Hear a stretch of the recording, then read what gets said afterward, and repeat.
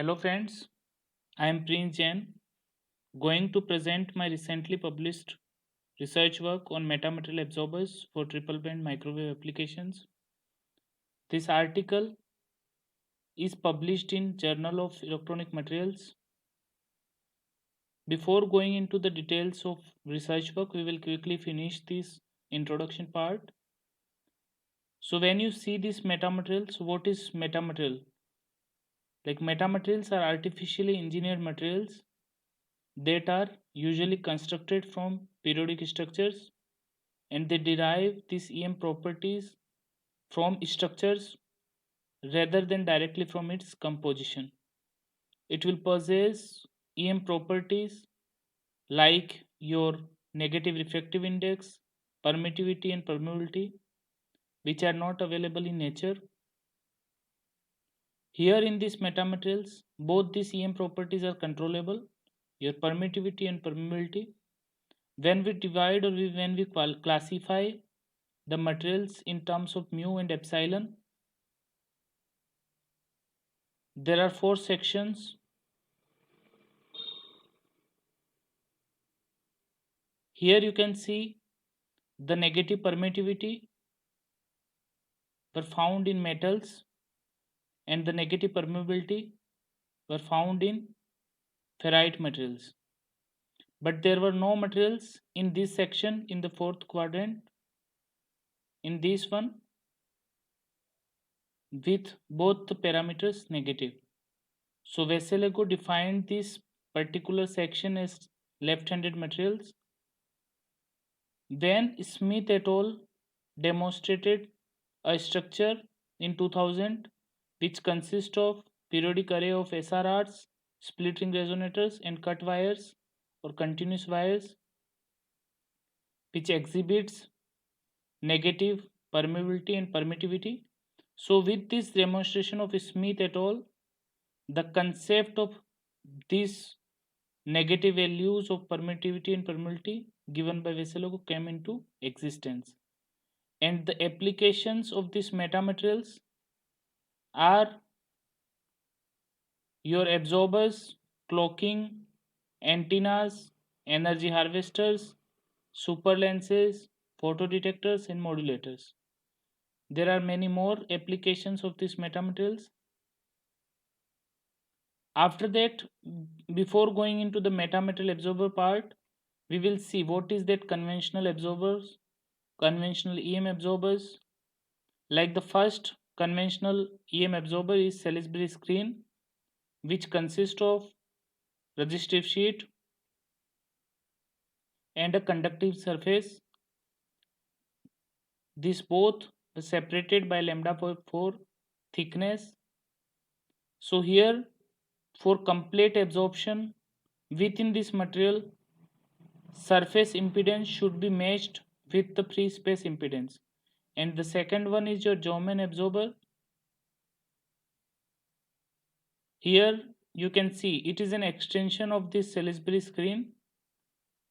Here we use multiple resistive sheets which are separated by lambda by 4, and they were placed in front of this metallic plate.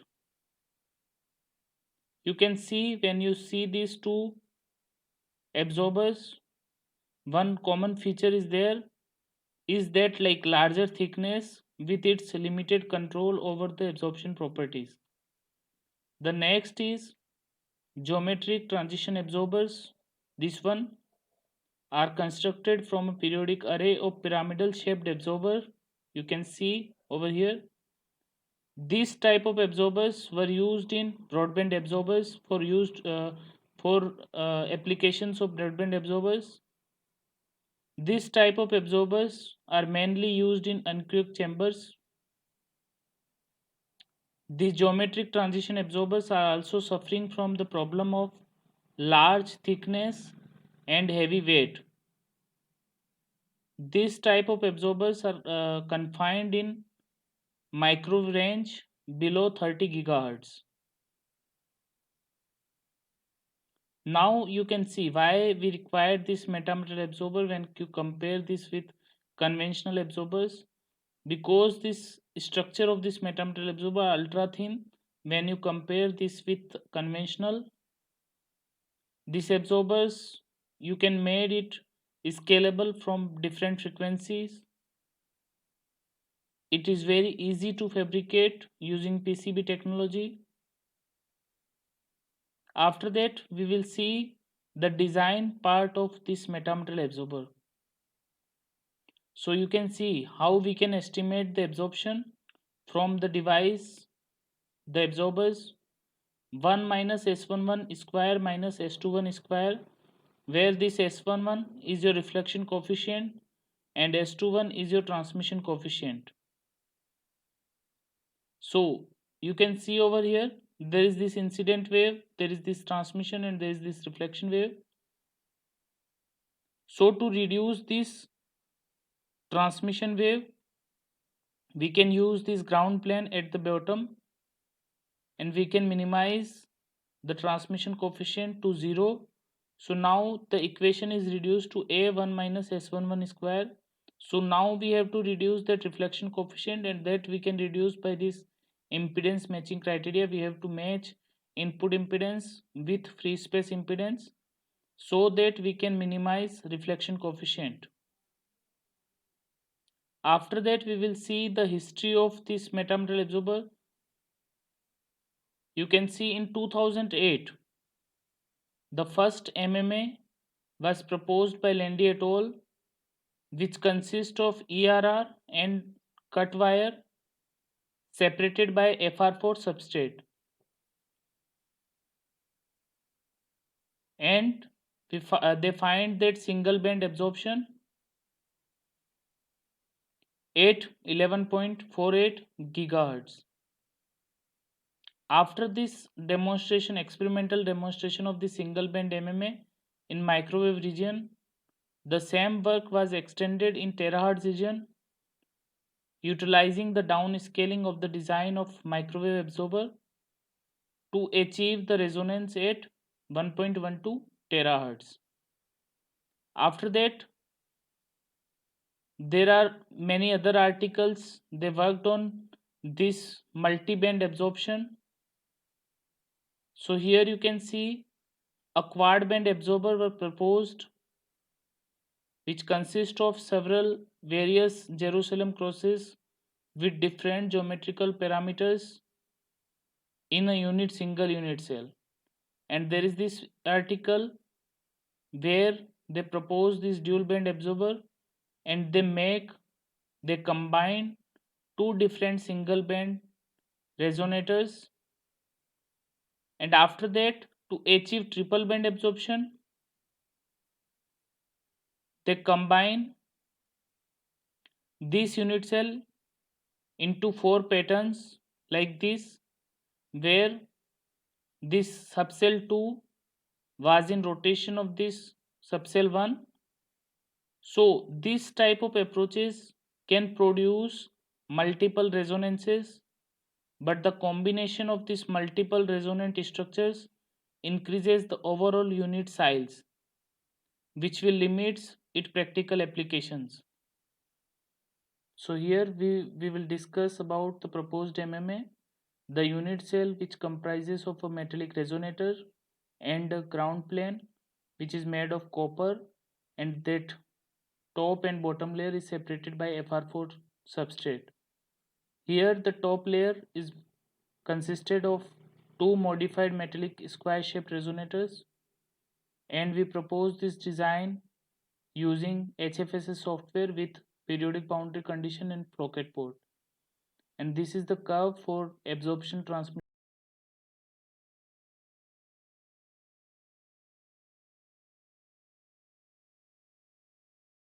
gigahertz, 3.95 gigahertz, and 10.48 gigahertz. After that, we discuss about normalized impedances and this electromagnetic parameters, your permittivity and permeability, where you can see the impedance. If we talk about normalized impedance, so the real and imaginary part should be near to 1 and 0 at particular resonating frequencies, so that it will make normalized impedance equal to that of free space impedance. So that is what your impedance matching criteria. You can see over here the data is very much clear. When you are near to your 100% absorption, you can see the data is very close to 1, this real part, and the imaginary part is very close to 0. After that, the values of this real and imaginary permittivity and permeability should be almost same at all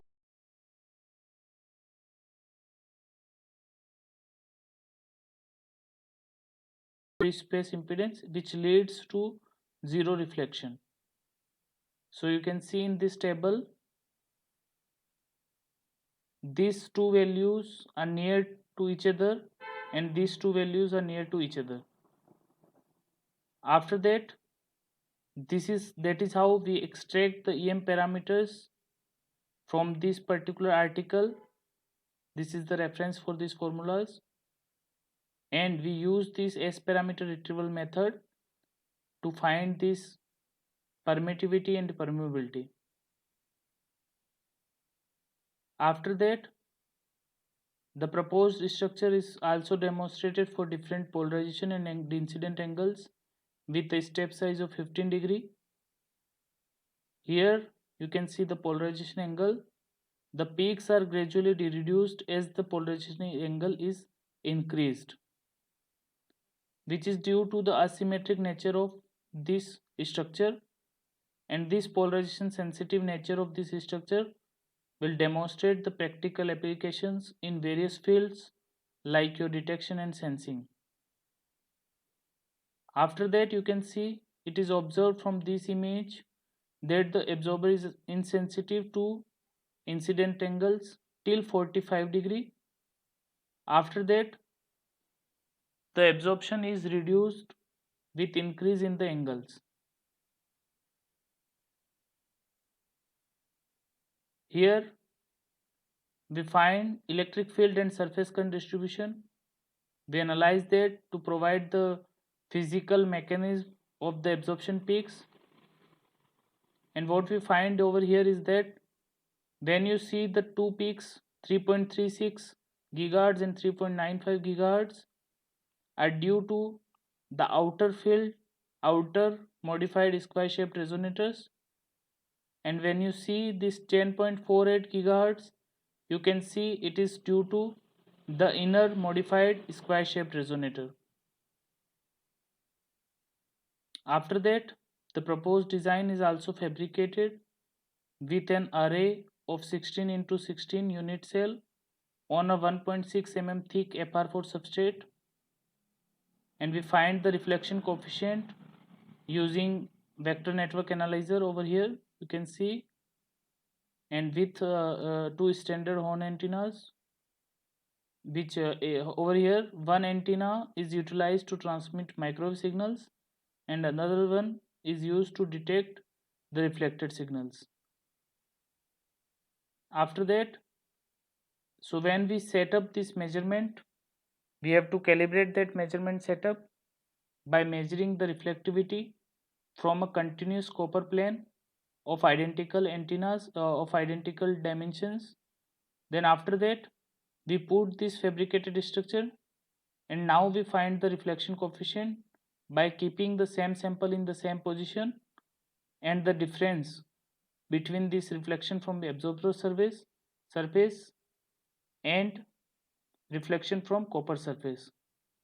That is what your actual reflection, and this is done to cancel out all the possible errors in the measurement, such as your scattering losses, diffraction losses, and all.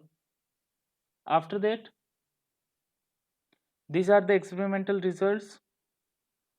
Here in this image, in this curves, you can see the reflection coefficient are obtained at 3.39 gigahertz, 4 gigahertz, and 10.52 gigahertz, and their absorptivity value at that particular resonating frequencies are 92.9%, 96.83%, and 99.9%. And there is some slight deviation between the measured and simulated results. which is due to the fabrication imperfection. After that,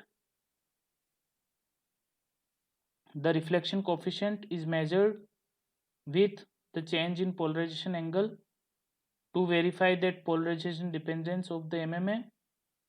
And here to measure the polarization behavior, the fabricated structures were rotated like this about its axis from 0 to 45 degree, and you can see over here the curve for different polarization angle is there.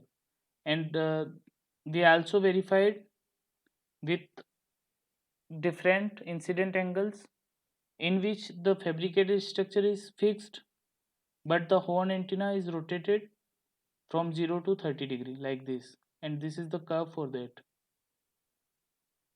After that, we also find the sensing performance for this MMA by adding an overlayer of FR4 dielectric material on top of the metallic structure. So here you can see this one. This is your the thickness of overlayer from 0 to 0.15 mm, and the increase in overlayer thickness will increase the capacitance of the structure, and it will cause the redshift in resonating frequencies. Further, it is demonstrated that the increase in refractive index over here in this curve, you can see from 1 to 1.3, it will also decrease the resonating frequencies. So you can see from these two images the proposed MMA can be utilized for sensing applications by tuning the dielectric material properties like your thickness and refractive index. After that, we compare